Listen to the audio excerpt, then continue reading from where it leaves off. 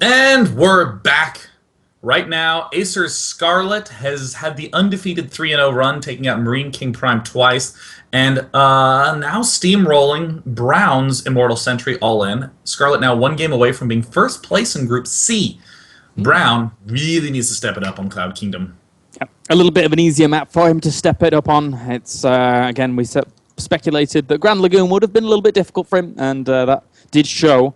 As for now, Cloud Kingdom is going to be a little bit more familiar territory. It's going to allow him to claim that third if he wants to. Technically speaking, the same architecture that allows to claim that third very, very nicely for a Protoss is the same architecture on the other side of the map that makes the Immortal Sentry all in pretty good. So Brown could still go for that if he wanted to, but I'm expecting macro. It would be weird if he would go for the two-base Immortal all-in, I think, again. Yeah, I mean, Cloud Kingdom is a pretty nice map to do that Immortal Sentry all in. There's the tight corridors that you can force the engagements along, and I think more importantly, the distances are just very, very, very close. So, that said, this is a very nice map for the. It's a very nice map for just three-base play. It's a nice map for actually, it's just a nice map for most Protoss openings. However, almost all Protosses say you need to either get a very fast observer or get a very fast air unit to pick off that overlord that's right over the natural expansion. Yeah, that's something we've previously spoke about when we had our HOTS things going on as well. But you're right, dealing with that, making sure your opponent can't see what's going on at the very front of your base, making sure your opponent can't see if units aren't even present there, because some Zerg players take advantage of units not being present there very early on and just say, oh, I'm going to waddle in with slow Zerglings, how are you doing? That's weird, but it happens. Well, spawning down in the bottom left corner, the man who is down 0-1 from Team No One. It is Brown. And spawning up in our top right-hand corner here as our purple Zerg, one game up. She goes by the name of Acer Scarlett. You know, this is a fun map for Zerg to do some switch-up type strategies on. It's so easy to do early pool strategies and recuperate as a Zerg player. We've been seeing the Acer Zergs, Scarlet and Nerchio both doing early pool and then not getting the early queen, just going for the hatch, something like an 8 pool into expand and then queen. Pretty interesting timing. Yeah, I would agree. It's interesting to see some of those little bits of, slight deviations that will come out from standard metagame play.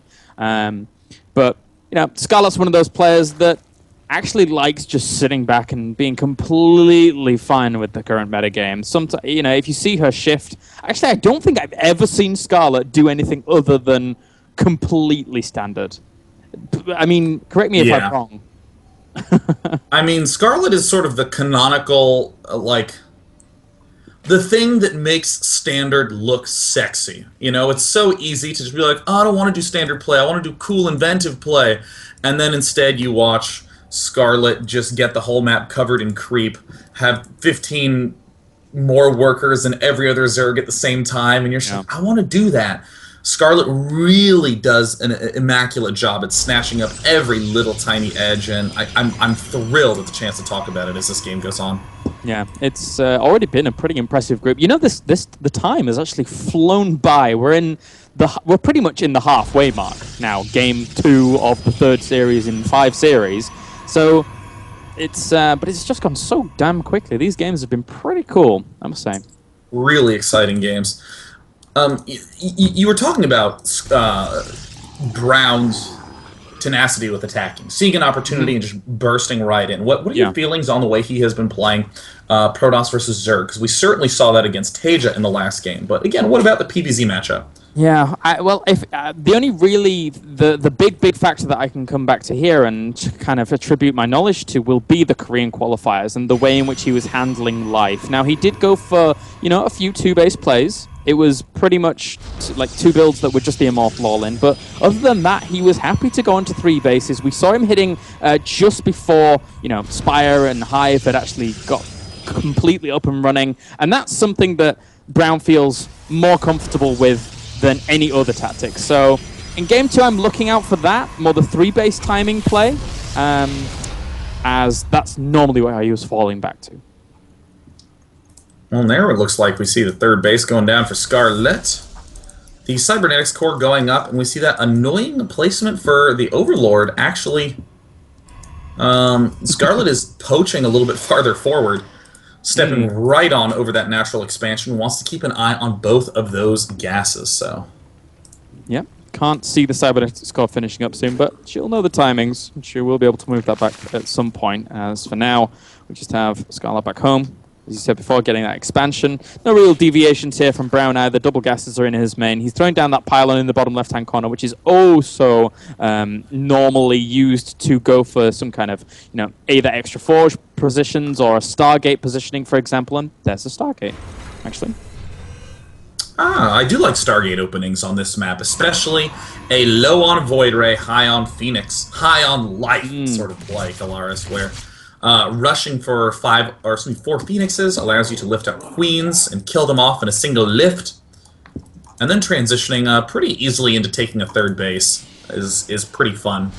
Especially you can cut the Stalkers out of the composition, and it's not too tough. Yeah, and for now we do have Brown actually adding on the extra gas guys, as that is natural. So just really fueling this extra production, which is a little bit more gas intensive in the form of that Stargate. I'm right with you though there with the Phoenix player over the Void Ray play. Void Ray's No, he's building a Void Ray. I'm not as much of a fan of this as you could surmise. I would have never guessed from that scream of peril, but he's going to go for it, and it can work out. Let's not, completely discount it. It can work out. Following it up with Phoenix is my flavor of preference, but some people do even go crazy and get 2 or 3 Void Rays, which is just weird and hard to make work, but, you can sometimes. So there's actually nothing wrong with going for a Void Ray. I just personally don't. It's not as thrilling as Phoenix play. Phoenix play is a lot more aggressive, does a lot more damage, but with the Void Ray, you have complete dominance over both of the watchtowers. You can just patrol back and forth and shut those down. Roach counter swings, you can easily stay alive as well, but you can't really do anything with it. You can't attack so much. It ends up being quite weak unless you really drill them really hard, and your micro is as good as MC's. Yeah, and the big downside of Void Ray opening as well is the fact that Overlord that's always hanging over your natural is always going to be the first target, like almost every single time on this map. So Spore Crawlers are now up, extra Queens if needs be were going up, but they're not. Scarlett's happy with just the Spores and the Queens right next to one another, actually, so a nice defensive position. And, he has to pull back for now. See, this is what I mean about the Void Ray. It's just in the modern world, the way things have been going, it just ain't the thing you want to do, Kalaris. There we see Overlord easily getting sniped apart. I mean, you can take your third base. We see the Robo going up very aptly. Immortals and Observers going to be the next big thing. But in my eyes, the Void Ray is just a very unexciting control play. Control the watchtowers, pick off the creep tumors in a very flat manner. So, that's what I think, James. Interestingly, Sean, there's a post on Reddit that says Acer has just welcomed Brown and Scarlett has posted confirming it. But anyway, that's by the by. As for now, we still have Brown here poking out in the middle of the map, trying to find some kind of position. And actually picking up some roaches here, trying to stifle their production as well. Scarlett getting aggressive at this third base, but I don't think these Zerglings and roaches are going to do too much. They've already been spotted, and as such, Brown can probably build quite a nice wall here. Yeah, well, things are looking quite nice for Brown defensively. He's lifting up some roaches. Poor roaches, just sort of floating in the air, not really getting shot, but just getting quite airsick. Turbulence, always a problem when you're being lifted by the Phoenix.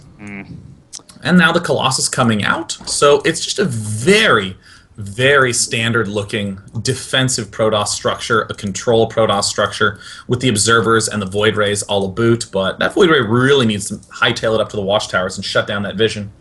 Yeah, shutting down vision here is so paramount. As for now, we do have those 6 extra infestors on the way, as you point out, with that Pathogen Glands. 1-1 going down here for Scarlett. So I love laying infestor mid-games if you can make them work out with the Hive already on the way. Ah, my brain! That's pretty quick. And the Spire is going down too. Scarlett, she loves these very, very nice, neat Hives.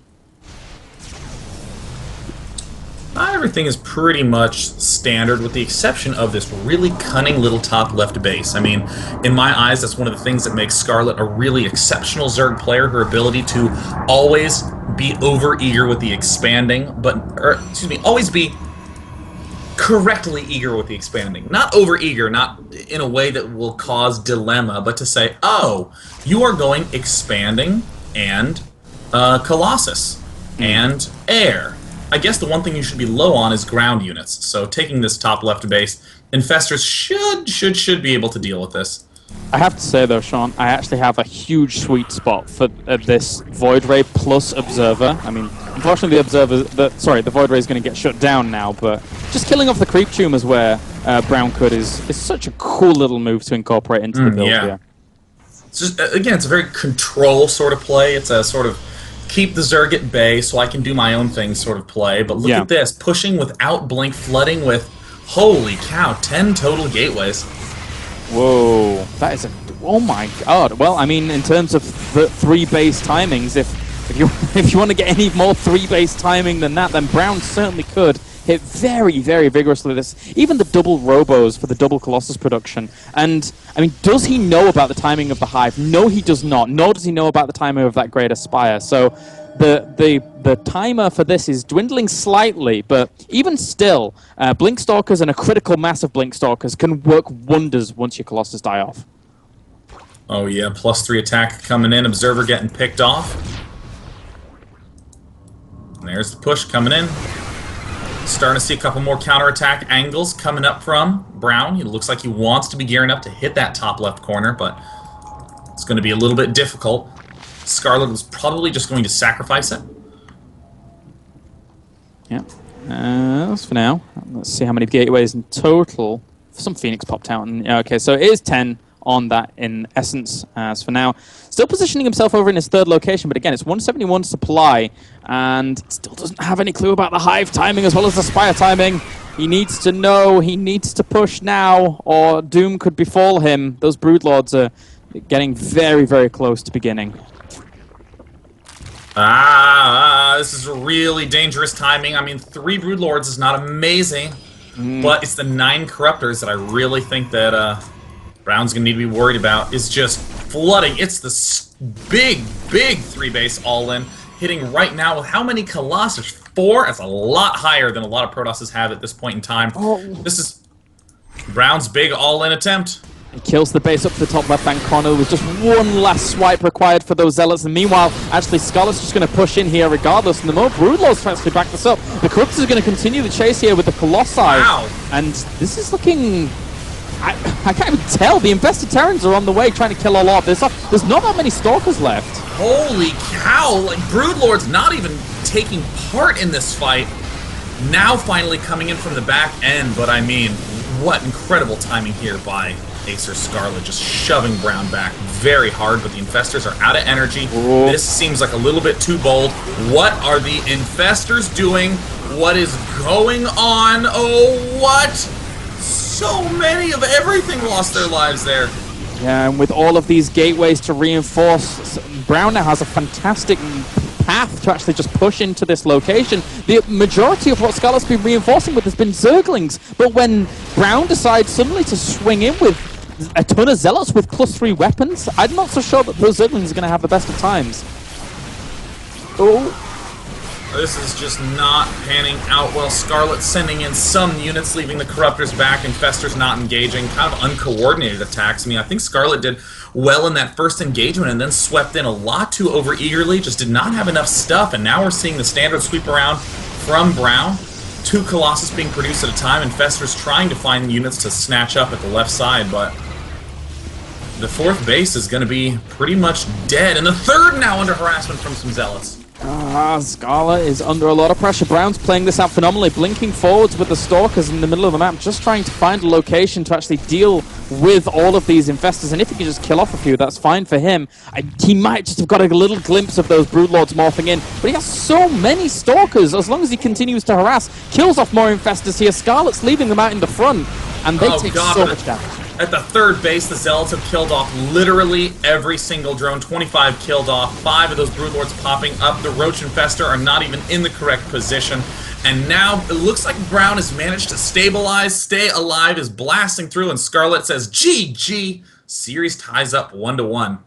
Wow, Brown, Scarlett there, if she'd have, in that first engagement, if she'd have just pulled the Infestors back, you said it was a little bit of an overstatement, and it definitely was. Pulling those back, gathering some more energy behind your Spine Crawler wall, keeping them alive, leaves that threat there for Protoss to actually end up dealing with once they push on further. But with all of that gone, Brown felt so comfortable. That was, well, Browns prevail. Browns prevail. Yeah, and I mean, I will say I think Scarlett did a reasonable job engaging the army at first, but didn't pull back quickly enough. Could have pulled back, morphed in more Broodlords, let the Infestors regain energy, waited for the circling reinforcements, and it would have been a continued sort of longer-term struggle. But engaged a little too quickly.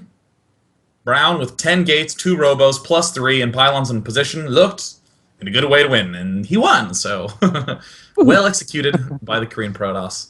Very nice done. So, guys, we are going to go to a short break, and then when we're back, we'll jump on to Scarlett versus Brown, game number 3. Don't go anywhere.